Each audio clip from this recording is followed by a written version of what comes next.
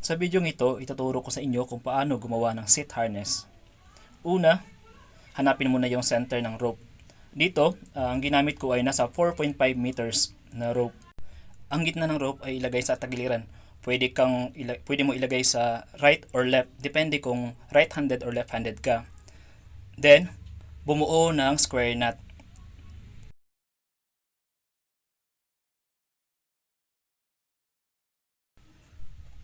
Katapos, ilagay sa ilalim. Then, kunin sa likuran.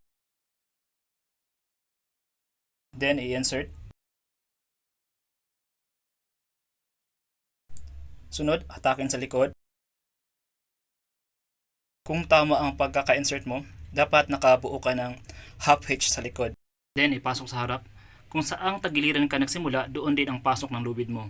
Kung tama ang pagkakahati mo ng lubid, dapat magkapantay ang dalawang dulo na yan ng lubid mo.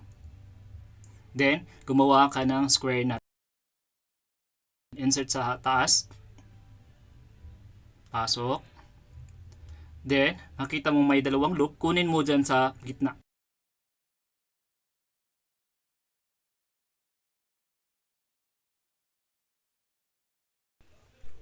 I-insert ang carabiner sa pagitan ng dalawang lubid na ito.